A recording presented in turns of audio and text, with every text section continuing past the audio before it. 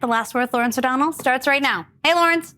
Hey, Jen. Merry Christmas. Get out of here. Go home. Enjoy the holiday. Thank you very much for teaming up with us throughout the year. Merry Christmas to you, too, and I will see you in the new year. Thanks, Jen. All right. Thank you. Well, tonight, with the world now wondering about the 10 co-conspirators of Jeffrey Epstein referred to in some of the Epstein Files released today, it is worth considering. What would an innocent person do? What would someone who is mentioned in the Epstein Files do if he or she believed that he or she is totally innocent of any wrongdoing with Jeffrey Epstein? Former President Bill Clinton's office put out a statement saying, quote, "We call on President Trump to direct Attorney General Bondi to immediately release any remaining materials referring to, mentioning, or containing a photograph of Bill Clinton." And there it is. That is the model for how you handle this situation if you are in the Epstein Files and you believe you did nothing wrong. Please feel free to now consider all of the prominent names you have heard this year associated with the Jeffrey Epstein, who have not demanded the immediate release of any materials referring to, mentioning, or containing a photograph of that person. Donald Trump has never demanded that. Donald Trump has done everything he could to prevent that from happening. Jeffrey Epstein's biggest business partner, Les Wexner, has never said, "Release everything about me that's in the Epstein Files." And he is not saying it now, after his name emerged today in a 2019 Justice Department email titled Co-Conspirators. The email described attempts to subpoena the list of co-conspirators, which included Ghislaine Maxwell. A legal representative for Mr. Wexner told the New York Times that he was not a target of the federal investigation or considered a co-conspirator. He provided federal prosecutors with background information on Mr. Epstein and was never contacted again, the representative said. So I guess that settles that. If a lawyer for Mr. Wexner of Ohio says he did nothing wrong, that must settle it.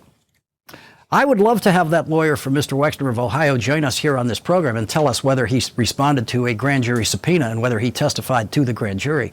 I'd love to have Mr. Wexner of Ohio come here and tell us all about his relationship with Jeffrey Epstein, which no one has ever been able to understand or explain. Mr. Wexner is so much richer than Jeffrey Epstein could ever have dreamed of being, and no one's ever figured out why Les Wexner would be in business with Jeffrey Epstein in any way. So what was that all about? And we patiently await Mr. Wexner's lawyer issuing a statement saying that they demand immediately the release of all information in the Epstein Files about him and any photograph of him in the Epstein Files. We patiently await that moment. There is no indication that Donald Trump was on the list of co-conspirators. But here's what Donald Trump said about Jeffrey Epstein's most important co-conspirator after she was convicted of sex trafficking with Jeffrey Epstein. I just wish her well, frankly. I've met her numerous times over the years, especially since I lived in Palm Beach, and I guess they lived in Palm Beach. But I wish her well, whatever it is. Yes, he did see her numerous times over the years. New information from the Epstein Files today revealed that Donald Trump flew on Jeffrey Epstein's plane in the 1990s more often than he has ever admitted. In fact, Donald Trump has told the lie that he never flew on that plane. At least 4 of the Trump flights on the Epstein plane included Ghislaine Maxwell among the passengers Donald Trump was flying with. Donald Trump wishes Ghislaine Maxwell well. Donald Trump did not issue a statement today demanding the immediate release of any remaining materials referring to, mentioning, or containing a photograph of Donald Trump. Another email about co-conspirators released today said, quote, "Of the 10 co-conspirators, 3 have been located in Florida and served grand jury subpoenas. 1 in Boston, 1 in New York City, and 1 in Connecticut were located and served. 4 of the 10 are outstanding with attempts having been made. 1 is a wealthy businessman in Ohio. The remaining 3 are currently out of pocket. The team is flying out tomorrow to various locations in Florida to interview approximately 25 victims. If you were a wealthy businessman in Ohio who knew Jeffrey Epstein and you think you did nothing wrong, wouldn't you release a statement today, just like Bill Clinton's, demanding the release of any materials referring to, mentioning, or containing a photograph of yourself? Les Wexner is a wealthy businessman in Ohio and has not released any statement like that. If you're one of the prominent people living in the Boston area who has been publicly associated with Jeffrey Epstein, wouldn't you release a statement today demanding the release of any materials referring to, mentioning, or containing a photograph of you if you thought you did nothing wrong? Bill Clinton is the only person mentioned in the Epstein files who issued a statement demanding the full release of any remaining materials referring to, mentioning, or containing a photograph of Bill Clinton. And so investigative reporting will continue about the possible 10 co-conspirators. More released documents by the Trump Justice Department might eventually identify those co-conspirators. But if you are a co-conspirator of Jeffrey Epstein's, your life changed today. And now it is only a matter of time.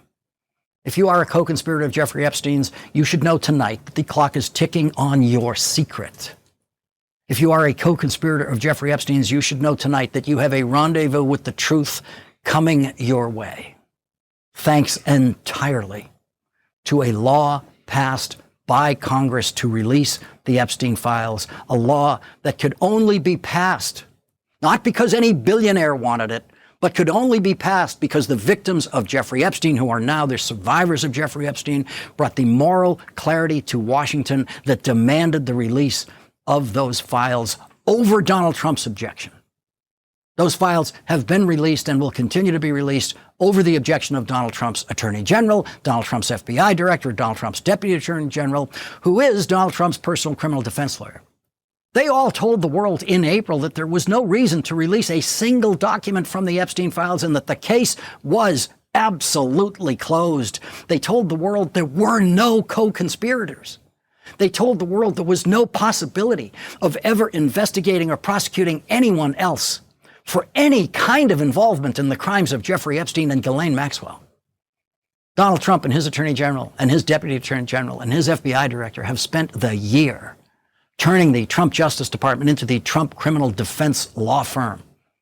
The Trump Justice Department no longer represents the interests of the United States. The Trump Justice Department represents and defends Donald Trump, and that is why they fought the release of the Epstein files. We don't yet know how much of the redacting of the Epstein files involves redacting the word Trump. But we do know that the completely corrupted Trump Justice Department is capable of continuing to try to cover up whatever they believe they need to cover up for Donald Trump in the Epstein files. The Trump Justice Department is and will remain completely corrupted. They therefore have no credibility at all in anything that they say about the Epstein files. And so when Todd Blanche tells you that something is fake in the Epstein files, like a handwritten letter from Jeffrey Epstein to another pedophile in prison, Todd Blanche should not be able to convince anyone that that letter is fake. There are real reasons to believe it is fake, and there are ways of determining it is fake. But Todd Blanche does not have the credibility necessary to make that case. So all of the assessment of what is and isn't fake in the Epstein files will be made outside of the Trump Justice Department because the Trump Justice Department is completely corrupted and there to do nothing other than try to defend Donald Trump. Todd Blanche lied today in a written statement about the Epstein files, saying that any of the negative information about Donald Trump in the Epstein files, if true, quote, certainly would have been weaponized against President Trump already. That is a lie. That is Todd Blanche pretending that the Biden Justice Department or the Obama Justice Department were corrupt like the Trump Justice Department. The Epstein files contains a claim by Jeffrey Epstein's brother that he believes, without evidence, that Donald Trump had Jeffrey Epstein killed in prison. The brother offers no evidence of that. There is no evidence of that. And that claim existed in the Epstein files during the Biden presidency. And no one in Merrick Garland's Justice Department ever dreamed of releasing that information. No one weaponized that unfounded claim by Jeffrey Epstein's brother. Since Todd Blanche works in a completely corrupted Justice Department, he knows what he would have done with statements like that about an enemy of Donald Trump's. Marjorie Taylor Greene has seen enough. The Republican member of Congress who built her entire political career on enthusiastic support for Donald Trump, but then lost Donald Trump's support when she demanded the release of the Epstein files, said today, "This is horrifying. Trump called me a traitor for fighting him to release the Epstein files and standing with women who were raped, jailed in stalls, and trafficked to men. Only evil people would hide this and protect those who participated. I pray for these women." Donald Trump tried to hide it. Donald Trump's attorney general tried to hide it. Donald Trump's criminal defense lawyer, now his deputy attorney general, tried to hide it. Donald Trump's clownish FBI director tried to hide it. Only evil people would be co-conspirators of Jeffrey Epstein. Evil people like Ghislaine Maxwell, who Donald Trump wishes well. Think about this. There is only one woman in the Epstein files who Donald Trump wishes well, and that is the woman who sexually abused children herself with her own hands. That is the woman who trafficked children with and for Jeffrey Epstein, and Donald Trump wishes her well. Donald Trump has never wished one of Jeffrey Epstein's survivors well. Only evil people would hide this and protect those who participated. And those who participated might include at least 10 co-conspirators. Federal agents tried to serve subpoenas on all 10 of those suspected co-conspirators. We don't know how many of them were eventually subpoenaed, but we do know that most of them heard that knock on the door that turned out to be a federal subpoena to testify to a federal grand jury about their involvement with Jeffrey Epstein. The testimony of every one of those suspected co-conspirators to the grand jury is a part of the Epstein files that have not yet been released, but the law requires the release of that testimony. And so time is running out tonight for the evil people that would hide this. And time is running out tonight for those who participated. Donald Trump didn't want you to know that there were 10 suspected co-conspirators. Donald Trump fought the release of the Epstein files. Donald Trump did everything he possibly could to prevent the House of Representatives from passing the bill that requires the release of the Epstein files. Donald Trump viciously attacked his most faithful supporter, Marjorie Taylor Greene, only because she wanted the release of the Epstein files. That was her crime against Donald Trump. Donald Trump tried to make an example of her to all other Republicans. Don't you dare support the release of the Epstein files, or I will do to you what I have done to Marjorie Taylor Greene, and I will drive you out of Congress. That is how much Donald Trump didn't want you to know that there are 10 suspected co-conspirators of his old friend, Jeffrey Epstein. Jeffrey Epstein said he was Donald Trump's closest friend for 10 years. In 1996, we now know that the FBI got their first tip about Jeffrey Epstein from Epstein survivor Maria Farmer. 1996. That is when Donald Trump's friendship with Jeffrey Epstein was at its strongest. That's when Donald Trump was flying on Jeffrey Epstein's plane more than we knew. No one said it better than Marjorie Taylor Greene said it today. Only evil people would hide this and protect those who participated. The top Democrat on the House Oversight Committee, Congressman Robert Garcia, will join us next. He has been leading the fight for the release of the Epstein files and now has a new demand for the Trump Justice Department. That's next.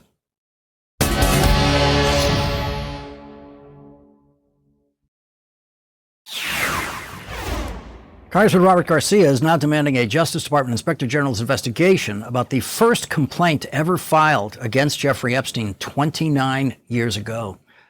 Maria Farmer issued this statement in reaction to Congressman Garcia's demand for an Inspector General's investigation.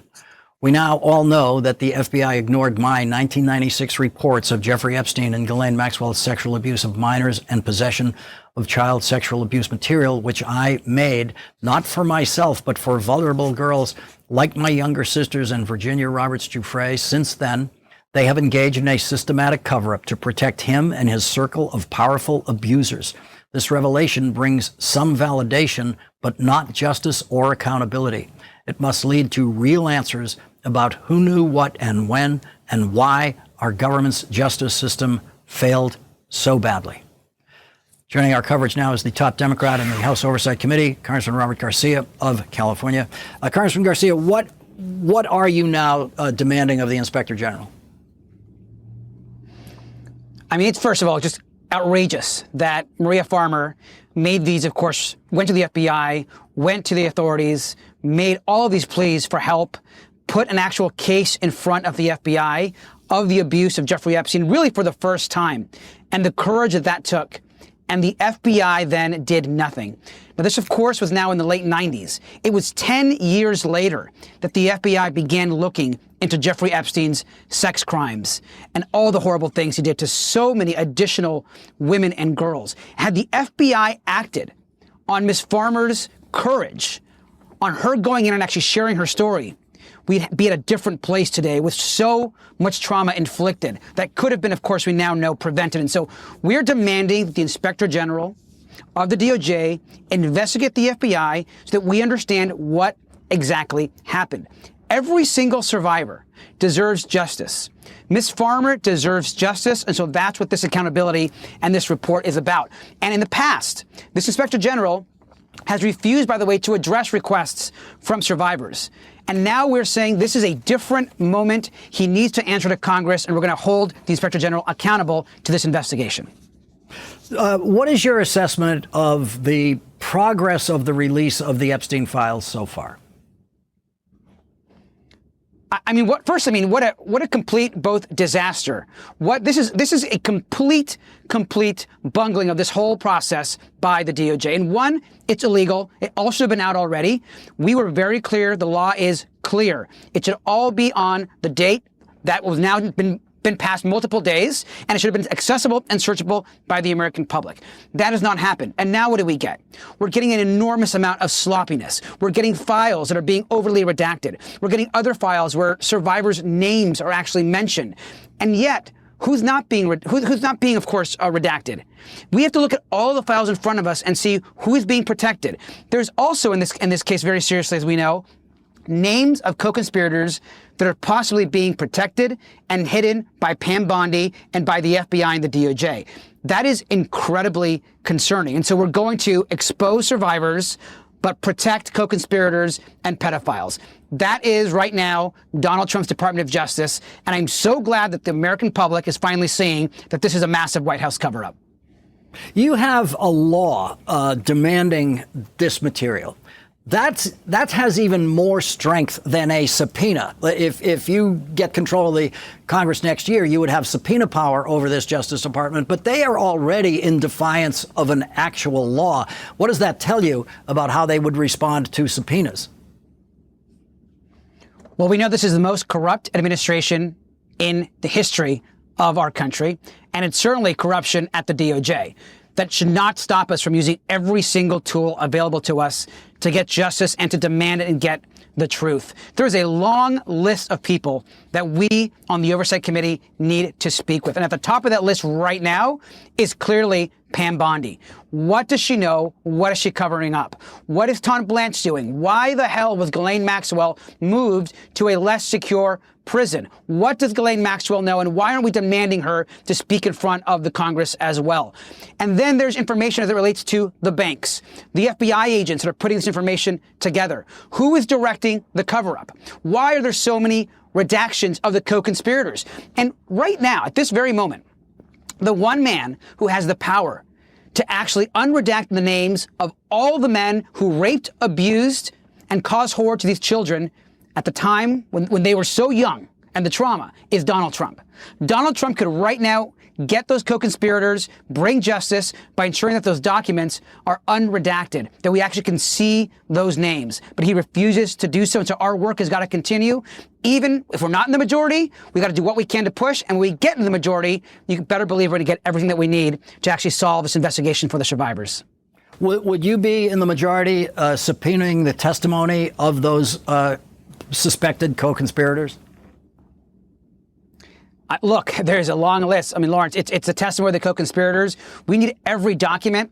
There's so much information that has been presented in the courts that we need. We need to talk to the leadership at the Department of Justice who are actually now involved in this cover-up. We've gotten information, and there are good Americans and good FBI agents that are concerned right now that the work that they have been doing is somehow being tampered with. So there is both the crimes of Jeffrey Epstein and the co-conspirators, which have to be dealt with, but also the crimes of the cover-up. And that's also happening right now clearly at the DOJ. Look, there's reports now that the White House themselves have taken over the social media pages and the messaging of the Department of Justice. They're directing what the DOJ is now saying. The White House is in there responding to all of these claims. And so we can't actually believe anything the Department of Justice is actually saying. So our subpoena list would be large. It would include more than 20 banks. It would include all sorts of financial figures. And so we're going to get there, but right now we're trying to get the information from what we have in front of the DOJ. Congressman Robert Garcia, thank you very much for joining us tonight. Thank you. And coming up, today's release of the Epstein Files proved that Donald Trump was lying when he said he never flew on Jeffrey Epstein's plane. That's next.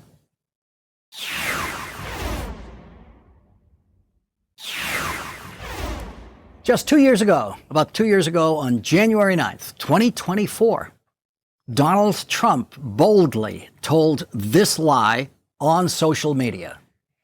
I was never on Epstein's plane. That is a lie. In a Justice Department email written almost exactly 4 years before Donald Trump told that lie, an assistant U.S. attorney for the Southern District of New York wrote this: for your situational awareness, wanted to let you know that the flight records we received yesterday reflect that Donald Trump traveled on Epstein's private jet many more times than previously has been reported or that we were aware, including during the period we would expect to charge in a Maxwell case. In particular, he is listed as a passenger on at least 8 flights between 1993 and 1996, including at least 4 flights on which Maxwell was also present. He is listed as having traveled with, among others, and at various times, Marla Maples, his daughter Tiffany, and his son Eric. On one flight in 1993, he and Epstein are the only 2 listed passengers. On another, the only 3 passengers are Epstein, Trump, and then 20-year-old redacted. On 2 other flights, 2 of the passengers, respectively, were women who would be possible witnesses in a Maxwell case. We've just finished reviewing the full records, more than 100 pages of very small script, and didn't want any of this to be a surprise down the road. Joining our coverage now is David Enrich, Deputy Investigations Editor at the New York Times. He is author of the book Murder, the Truth, Fear, the First Amendment, and a Secret Campaign to Protect the Powerful. David, thank you very much for joining us tonight. This description of Donald Trump flying on the plane shows the closeness of the relationship, but the most important reporting we have on that recently is your reporting in the New York Times about Donald Trump's relationship to Jeffrey Epstein, which you showed to be much closer than Donald Trump has ever revealed. Yeah, that's right. I mean, Trump has been saying all along, basically since he came onto the scene, that his relationship with Epstein was pretty minimal. And, that's just not true. He can say it all he wants. It does not make it any truer. He and Epstein were very close friends in the late 80s through most of the 1990s and into the early 2000s. They were pursuing women together. They were telling bawdy jokes together. Obviously, as you just mentioned, they were flying on the same plane together. And so and that's a simple fact. Trump obviously is not happy about that fact and has spent years now trying to downplay or in some cases lie about that fact, but it remains a fact. So as you were doing your big report on this recently, we're knowing that the Epstein files were coming. Were you sitting there thinking, I wonder if this is in the Epstein files? Were you going down investigative roads where you thought, I wonder if there'll be something in the Epstein files that can clarify this point? Well, my colleagues and I at the Times have spent years now digging into all aspects of Epstein. And the Trump angle is a big part of that. We've also been looking into all of his business dealings over the years and how Epstein managed to amass this huge fortune and the enablers that helped him do so. And all along, our big question has been, with these Epstein files, what is going to be in there that reveals the assistance and perhaps the crimes committed by the rich, powerful men who he surrounded himself with. And that certainly includes Trump. And I think with Trump, it was especially perplexing to us what might be in there because, Trump has made such a show about fiercely resisting the release of these files until very recently. And obviously, when someone is that steadfast opposed to something becoming public, it suggests that they have something to hide. And, bit by bit with each of these kind of tranches of files getting released, it's becoming a little clearer, perhaps, why Trump was so uncomfortable with all of this stuff entering the public domain. Yeah, and this is guesswork, but it seems unlikely that the Trump Justice Department would lead with the worst stuff about Donald Trump that might or might not be in the Epstein files at this point. So what's to come, we will see. As we go forward, are there particular things you're looking for that if you could get this thing, that could take you down an investigative road that you already have some material on? Well, I think the kind of biggest thing on the Trump side of things is just the question of whether and to what degree they were ever had any business dealings together. There's no disputing that they were very socially close. They were pursuing young women together. And that obviously doesn't look great. I think if it was ever to be found that Epstein was perhaps helping Trump financially, I think that would be another big revelation. Frankly, I'm more optimistic that what we're going to see in these files is not about Trump. It's going to be about some of Epstein's alleged co-conspirators. And in this latest document dump overnight, we got some real glimpses of that. And I think for the first time, it's becoming increasingly clear that prosecutors and FBI agents were really seriously thinking about pursuing cases against some very powerful people who really have not received kind of the full public reckoning that perhaps they deserve. David Enrich, thank you very much for joining our coverage tonight. Thanks for having me. Thank you. And coming up, Donald Trump and Pete Hegseth have released another video of someone they killed on a small boat because it was on what they're calling a narco trafficking route in the ocean. Every Disney cruise ship is on a narco trafficking route every time those ships leave the dock in Florida. The latest video released by the Trump Defense Department is another indicator of just how bad the kill video that Donald Trump refuses to release must be.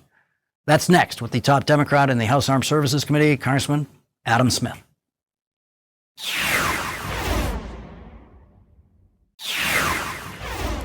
Donald Trump has the only Secretary of Defense in history who had to promise to stop drinking to be confirmed by the United States Senate. There is no way of proving that Pete Hegseth has kept his promise about controlling his drinking problem, and there is no way of proving that anything he says about the people he kills in small boats thousands of miles from the United States, none of which are actually capable of reaching the United States without making several refueling stops along the way, is true.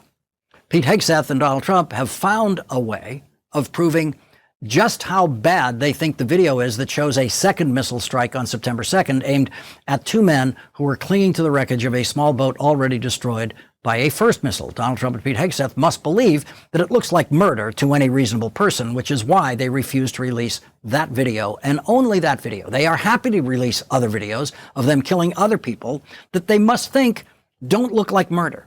The Defense Department released a new video last night showing what appears to be 5 missile strikes aimed at a small boat, with most of them missing the target entirely.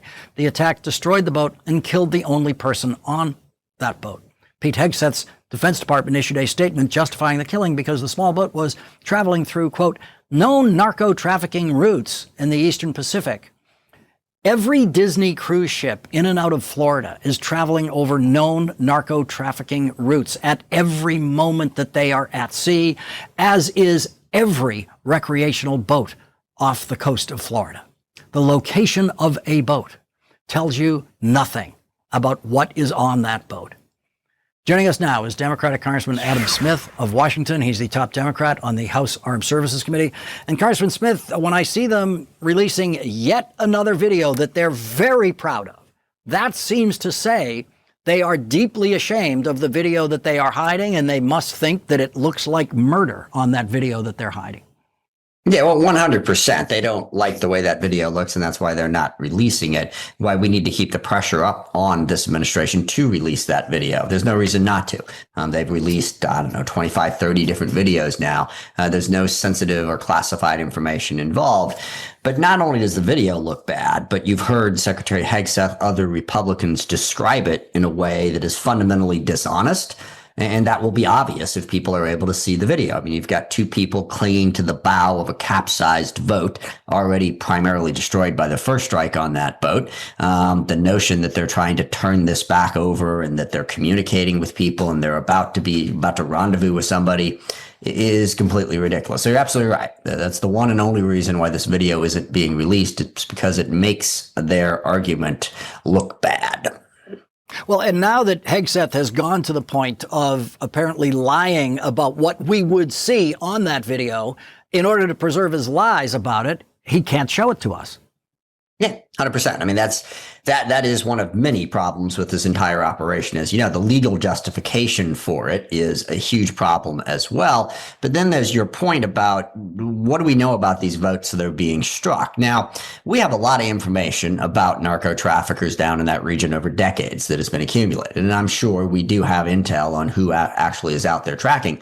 We also know, however, that this administration has refused to share that intel with the Intelligence Committee to this date. We're 4 or 5 months into these boat strikes now, 4, I guess. They haven't briefed the Intelligence Committee to show us the raw intelligence. Okay, you say the intelligence pointed you in this direction. In every other campaign like this, in Iraq, Afghanistan, Yemen, Somalia, they regularly brief the appropriate committees to show them how they piece this together to conclude that this person, this group, was a legitimate target. They haven't done that yet. The boats that I've seen, small boats, all with outboard motors, the amount of extra fuel tanks you would have to take on those vessels in order to get them up, even as far as Cuba, it would make it impossible to carry all the drugs they're claiming that they would carry. So those boats have to have refueling stops, or they're just maybe going to make one stop at some island there, and that's it. There's no way those boats, when they are underway and being shot at down there, are actually on their way to the United States. Correct. But let's step back for a second and look at a couple of big aspects of what's going on here. Aside from the intelligence and the second strike on September 2nd, you've got the issue of, well, why are we doing this exactly? And why we're doing this is to push for regime change in Venezuela, but also to go with Donald Trump's rather weird 21st century view of the Monroe Doctrine that the U.S. should dominate the Western Hemisphere. I think that's a really bad idea. A lot has changed since the 19th century, but that's what this is really about. Donald Trump wants to assert control in the region. Blowing up boats is one way of doing that. It's also one way of putting pressure on the Maduro regime, who refuses to work with the Trump administration and trying to drive them from power. This is a regime change operation. This is a war by any other name. But then the second thing is, are we really trying to reduce drug trafficking in the U.S.? Is blowing up a few dozen boats in the Caribbean going to have that impact? I don't know of any sensible person who understands this issue who says yes. It's not going to have much of an impact on that. And you witness the fact that most of these boats are going to Europe, the cargo that is in them is ultimately going to Western Africa or Europe. And also it's cocaine. It's not fentanyl, which is the most deadly drug. And then we have all of the pardons that Donald Trump has given to other drug traffickers, like the former president of Honduras and Ross Ulbricht, the Silk Road crypto guy who laundered billions of dollars in drug money. So it doesn't seem to be focused on drugs, and it's not. It is focused on an autocratic 19th century view of what Donald Trump thinks the United States should be doing in the Western Hemisphere. And that is very dangerous for the American people and isn't going to do anything to deal with the very real drug problem that we have. Congressman Adam Smith, thank you very much for joining us tonight. Thanks, Lawrence. And coming up, an important lesson that I learned on the value of listening. That's next. On my first trip to Malawi 15 years ago, I spent days trying to figure out how to provide a desk for schools in one school in Malawi's capital city of Lilongwe. And I couldn't find any way of doing it, any desks. In fact, I couldn't find any way of providing any furniture for anyone in Malawi. There were no furniture stores, just occasional pieces being sold by the side of the road, mostly sofas. The biggest selling piece of woodworking by the side of the road in those days were coffins, when the AIDS epidemic was still running high in Malawi. And then I met Victor Chinyama, who was working for UNICEF, and he brought me to a hardware store run by Moshin Musa, who was able to very quickly build one classroom of desks, about 30 desks, that became our first desk delivery, paid for with the cash in my pocket. And at that first school, just before the desks arrived, Victor said this. I can tell you that a desk delivered at a school, that's Christmas for these kids. Christmas comes in December 25th and pretty much nothing happens in their lives. When a desk is delivered to them at a school, that is Christmas. You have made their day, you have made their year, you have made their lives. Without Victor, there would be no desks. Victor Chinyama has worked for UNICEF for 28 years and will soon be retiring after extraordinary service that he has provided in postings in 4 African countries. After a few years of our desk program going into mass production in factories around Malawi, Victor had the brilliant idea of adding girls' scholarships to the K.I.N.D Fund, the partnership I created with UNICEF to provide desks to schools in Malawi and to provide scholarships for girls to attend high school in Malawi. Without Victor, there would have been no girls' scholarships. Dear Lawrence, when you first walked into my UNICEF office in Malawi, I never would have guessed that 15 years on, the dream would still be alive. Honestly, I am amazed at everything that K.I.N.D has done. It has not just given that young lad from a rural village in Malawi a desk, it has given him a chance to learn and to imagine a future that's brighter than he ever thought possible. I always remember the day that I visited the girls' boarding school near Lilongwe. Those girls did not have much. Most came from families that were just struggling to get by, but they were so determined to learn. The K.I.N.D scholarship gave those girls better means, and since then, 30,000 others. These girls are now doctors, they are teachers, and they are nurses, and they are the ones that are building Malawi's future. Thank you, Lawrence, for believing in the power of humanity to do good, to care enough for those with nothing but a dream of a better future. And a big thank you to the thousands who have donated to this cause. They are the willing and compassionate army that continues to sustain K.I.N.D and to turn a child's dream in Malawi into reality. Thank you. You can help by going to lastworddesks.ms.now, where you can contribute any amount. No contribution is too small. You can make a contribution as a gift to anyone on your holiday gift list, and UNICEF will send them an acknowledgement of your gift. Whenever I'm in Malawi delivering desks to schools or helping girls get scholarships, the kids always thank me, and I always tell them, if there is one person to thank, it's Victor Chinyama. And of course, I tell them about the viewers of this program, whose contributions have made everything we do in Malawi possible. When I tell kids about Victor, I tell them that the lesson is to always listen to other people's ideas and always be ready to recognize when someone has a better idea. Without my friend Victor Chinyama's guidance, I would not have accomplished anything in Malawi. And so I will be making my contribution to the K.I.N.D Fund this year in the name of my dear friend, Victor Chinyama. Thank you, Victor.